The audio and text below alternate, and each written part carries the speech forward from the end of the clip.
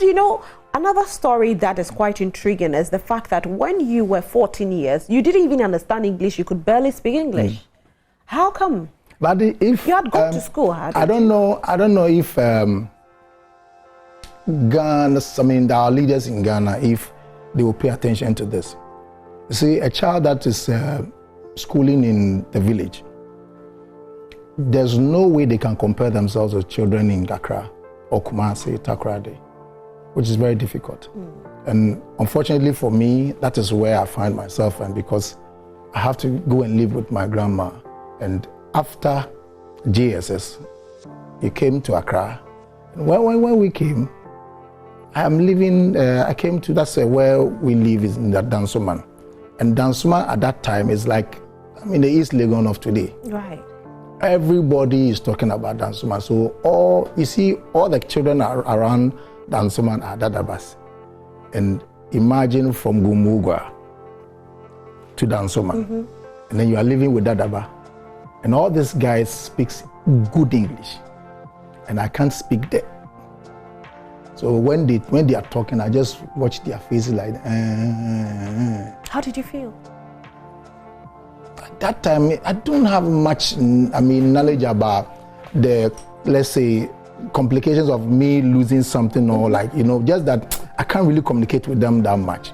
But there's another guy that called Nacee, which I'm also Nacee. So when they say it, then he will kind of, oh, Nana, I'll see, you say young or so. Now I'll just follow. And I didn't feel intimidated much because of Nacee was there. Right. So wherever they go, I go with them, and then, I play with them all right. And fortunately, so most of the time, that the reason why I am fortunate that I became a Christian, because everything that I had today, that I had those things after when I became a Christian. Right. So in the church that I was fellowshipping with them, I mean, the pastor will preach. That time we do one service, and the numbers are kind of, you see, so they do preaching and interpretation. So I'm the one that will record the cassettes and then take it home, duplicate them, and bring it back to the church next week after. So when I'm duplicating the cassette, I'll be playing it from beginning to the end. So I hear the pastor, I mean, he will preach in English, that, let's say, he will say, Rosalind, how are you? Rosalind is saying, did you pick the things that I asked you to pick? So that's how you learned your English? Yes. You didn't go back to school? No. Would you want to go back to school? Now? Yes. No. With this problem. Which problem? Ghana economy. You won't go back to school? Oh. So after JHS, you never went back to school? Not at all. I even wanted to go to music school. I didn't get the chance. And here I am. But what happened that you didn't get the chance into music school? There are some families, they will love to push everybody. And some families too will sit on your vision. So unfortunately for me, my family, we have a large family.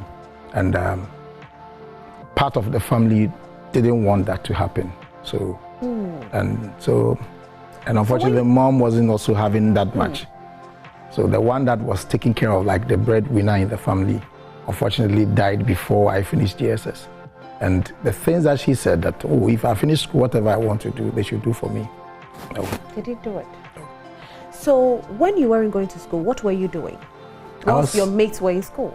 I was running around playing music, carrying speakers and supporting other people. Anywhere I hear somebody singing, you find me there. Yeah. Did you know you'd be a musician one day? I knew from day one, because in the village I used to stage my own concert. Yeah, and then the gate fee, I take corns. You come, you bring with 3 or 4 sticks of corns, and that's your gate fee. Or corn. So that you cook the corn after? Oh, no, the dry one. So I take plenty of them. So when I pack them, that I get like you can say a sack. Yeah? Then I'll go and sell it and give it to my auntie. I see. So that's how you were making your money. Yeah, I was making my own instrument. I was making my own drums, and I'll use my mouth to play some of the melodies. Like, then, you know, that's what I do. And the villagers were the village, they love it. The children, they love it. So that's another form of entertainment in the village. And especially when the moon, you know, that's how we kind of find our entertainment in the village. Did you learn how to play any instrument? Drums in our house is more like our house in the village is like a palace, because we have so many kinds of musicians around. Everybody in our family, they sing. All of them, they have good voices. And then we have instruments too. And my mom, my aunties, some of them, they go to this church, African Faith, Odifun Cancer. So if you go to that church, you know, they use the talking drum. So talking drum is my first instrument. Okay. And because the thing is in me, so it was easy for me to pick up those kind of things. And that's why we started playing from there. And from there, we came to Accra. And then I started moving from the talking drums to now acoustic drums. And all were self-taught? Yes. How many instruments? If I see you playing, I'll just watch you. If I watch you once, to next time if you are not there, I'll find my way there and then start practicing what I saw. And that's how I started learning. And luckily for me, it got to a point where I was so good on the drums. So somebody's playing keyboard, loves the way I play the drums. So he wants me to play something for him. I'll play. So when I finish, I'll also ask you, what did you play? And then they will teach me how to play the keyboard. So, but most of the learning, I did it myself. Yourself? Yeah. So how many instruments do you play? I play keyboard. I play drums. Drums, we have series of drums. We have series of drums. And I play a little bit of bass guitar. Yeah. Now, hearing the story that, you know, your biggest break in music was not even gospel music, it was rather secular music. Yeah. One will ask, how come you didn't stay in the secular sector, but you came back to the gospel side?